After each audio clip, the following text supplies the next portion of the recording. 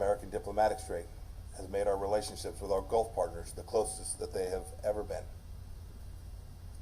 And by just simply recognizing Jerusalem, candidly recognizing Jerusalem as the capital of Israel, and acknowledging that the Golan Heights are part of Israel, we've helped secure our ally, the Jewish state, as central to the region's future. And it's, much to the chagrin of some here in town, has delivered peace and forged new ties of prosperity and security through the Abraham Accords. And we're not finished yet. Those pillars of strength and candor are also the foundation for America's policy towards the world's #1 threat to freedom today, the Chinese Communist Party. I've spoken about this at great length, and I have borrowed from President Reagan with great frequency in how we think about this challenge. For 40 years plus, we steered a course correction. We changed. Been handled with kid gloves. And we'd ignored all the contrary evidence that showed that the regime in Beijing really is troublesome. We showed what it is. It is authoritarian, it is brutish, and is antithetical to human dignity and freedom.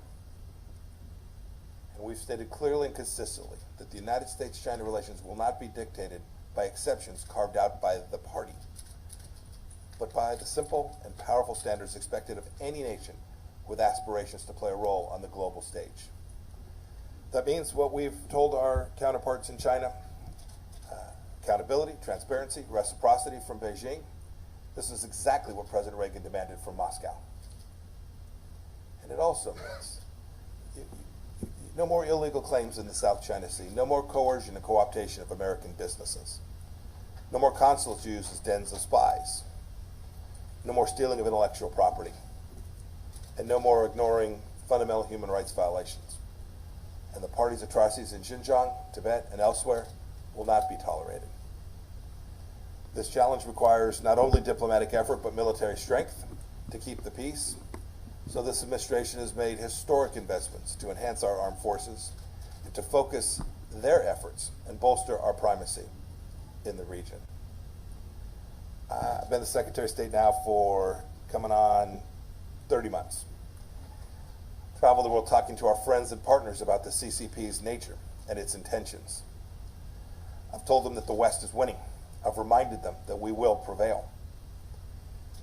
The good news is that the free world and sovereign nations are beginning to wake up. They are now rallying to this cause. You know, I'll often hear, we don't want to pick between the United States and China. I remind them that that's not the fight. The fight is between authoritarianism, barbarism on one side, and freedom on the other. And so we've begun to strengthen the institutions that can achieve this objective. From the Quad to ASEAN to NATO, we've woken them up to the threat posed by this Marxist-Leninist monster. The new and lasting consensus on the Chinese Communist Party is a historic result of America's strength and candor, precisely the traits that President Reagan spoke of. The fact, the urgency of this matter is now accepted all across the political spectrum, and it shows that the Trump administration has succeeded in making this important shift for American national security, and indeed for the freedoms of all humanity. It's an accomplishment that will steer a generation of American foreign policy makers. We should all approach this challenge, and indeed every challenge, confident in our nation's purpose, sure of our values, and determined to protect our way of life because we believe so deeply in America's promise.